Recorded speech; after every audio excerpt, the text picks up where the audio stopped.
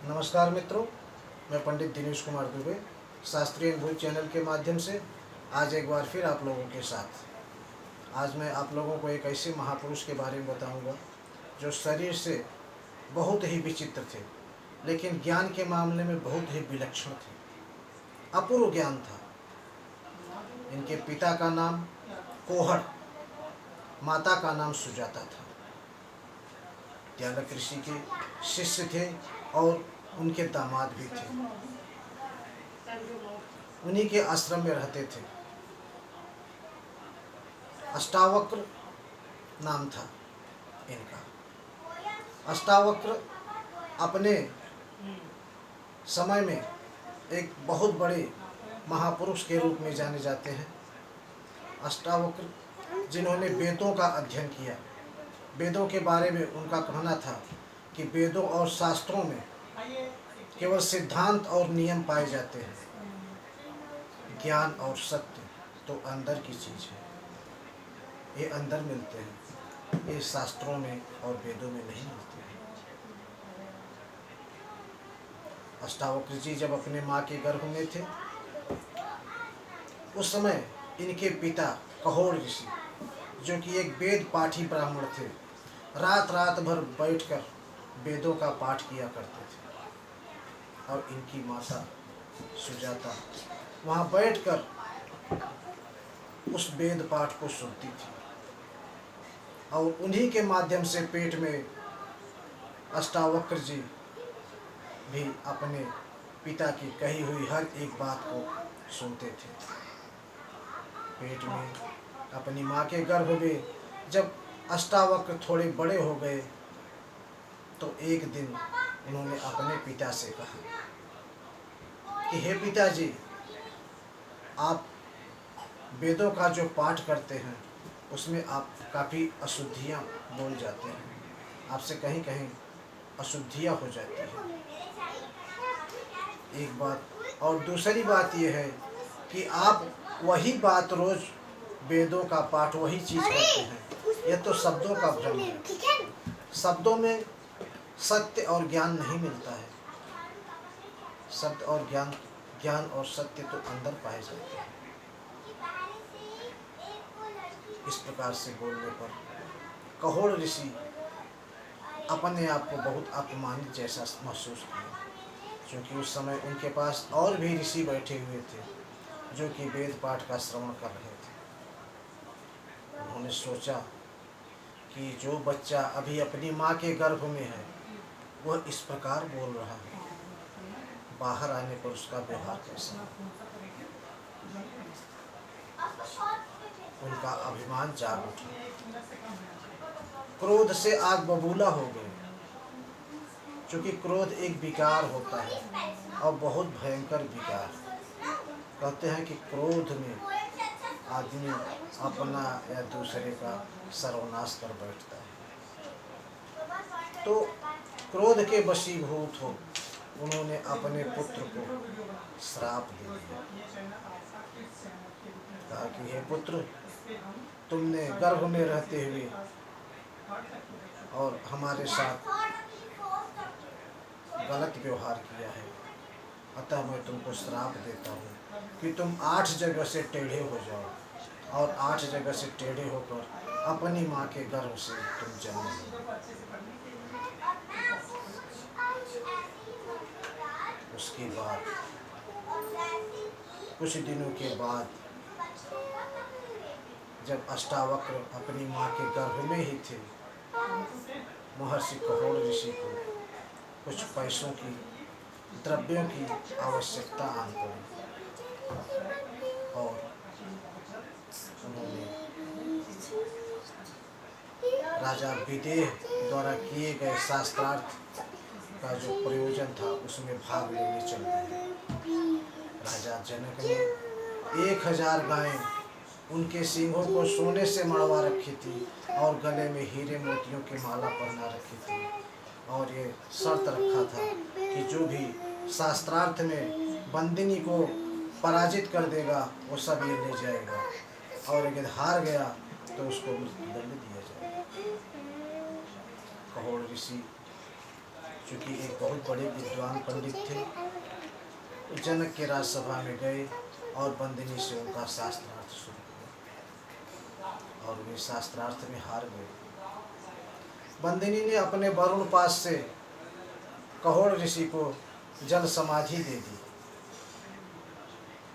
यहाँ अष्टावक्र की माँ सुजाता परेशान रहने लगी। एक दो दिन देखा, उसके बाद महर्षि उद्यालक से कहा कि आप पता कीजिए। फिर उन्होंने अपने शिष्यों द्वारा पता किया तो पता चला कि राजा जनक की सभा में गए थे और वहाँ शास्त्रार्थ में हारने के बाद उनको जल समाधि लेनी थी। उसके बाद धीरे धीरे उन्होंने कहा, ये बात आप अष्टावक्र को नहीं बताएंगे। अष्टावक्र वहीं आश्रम में रहकर वेदों का पाठ करता रहा और बड़ा होता रहा। धीरे धीरे 12 साल का हो गया अष्टावक्र, और एक दिन कुछ पता चलने पर उसने अपनी माँ से पूछा कि आप हमारे पिता के बारे में बताइए, उनके साथ क्या हुआ। माँ ने महर्षि अष्टावक्र को पिता के साथ हुई सारी घटना को बता दिया। उसके बाद अष्टावक्र जी अपने मामा को साथ लेकर और राजा जनक की सभा में पहुंच गए। वहां जाने पर पहले तो द्वारपाल ने उनको रोका। द्वारपाल से बहस होने के बाद जब उनको अंदर प्रवेश मिला तो अंदर जाते ही वहाँ उनको देखकर सब खिलखिला के हंस पड़े। खिलखिला के हंस पड़े। सब राज दरबारी हंसने लगे। उनको देख के अष्टावक्र जी भी जोर जोर से हंसने लगे। राजा जनक ने कहा कि हे ब्राह्मण कुमार, हमारे राज दरबारी हंस रहे थे, ये बात तो समझ में आती है, लेकिन आप क्यों हंसे, यह बात समझ में नहीं आई। तो ब्राह्मण कुमार अष्टावक्र ने कहा कि हे राजन, हमने तो सुना था कि राजा जनक की सभा में विद्वान लोग रहते हैं, जहाँ न्याय होता है, सत्य की बात की जाती है, लेकिन मुझे इसलिए हंसी आ रही है कि यहाँ तो सब चमड़े के पारखी बैठे हैं। उन्होंने हमारे शरीर को देखा, मुझे नहीं देखा। हे राजा, मंदिर टेढ़ा होने से आकाश टेढ़ा नहीं हो जाता है। मैं तो आकाशवत हूँ। तब राजा जनक को अपनी गलती का एहसास हुआ और उन्होंने उस ब्राह्मण कुमार से माफी मांगी। उसके बाद बोले, तुमको क्या चाहिए। उन्होंने कहा, मुझे आपके जो राज दरबार में सबसे बड़ा पंडित, उससे मुझे शास्त्रार्थ करना है। राजा जनक ने कहा, अभी तुम्हारी आयु नहीं है शास्त्रार्थ करने की। अष्टावक्र ने कहा, आयु शास्त्रार्थ करने की कोई आयु नहीं होती है। उसके बाद राजा जनक ने कुछ प्रश्न किए। जैसे उन्होंने पूछा कि आँख खोल के कौन सोता है, कौन पैदा होने के बाद हिलता डुलता नहीं है, किसके पास हृदय नहीं होता है, कौन वेग से आगे बढ़ता है। अष्टावक्र ने बड़ी सहजता से उनके प्रश्नों का उत्तर दिया। कहा, हे राजन, मछली आँख बंद किए बिना सोती है, उसकी आँख खुली रहती है। अंडा पैदा होने के बाद हिलता डुलता नहीं है। पत्थर को हृदय नहीं होता है, और नदी एक वेग से आगे बढ़ती है। राजा जनक ने सोचा कि ब्राह्मण कुमार एक प्रतिभाशाली युवक है और उन्होंने शास्त्रार्थ करने की आज्ञा दे दी। फिर बंदनी के साथ उनका आप शास्त्रार्थ शुरू हुआ। अंतोगत्वा बंदनी पराजित हुआ। अष्टावक्र शास्त्रार्थ में विजयी हुए। उनकी जय जयकार होने लगी। इसके बाद अष्टावक्र ने कहा कि नियम के अनुसार अब बंदनी को जल समाधि लेनी चाहिए।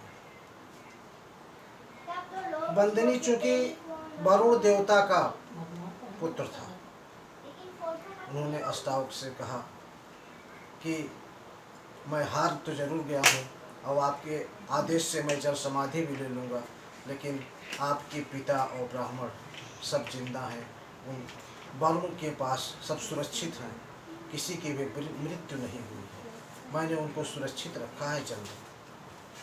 ऐसा कहकर उन्होंने सबको जल से बाहर निकाला और स्वयं बंदनी ने जल समाधि ले ली। कहा मैं अपने पिता के पास जा रहा हूँ।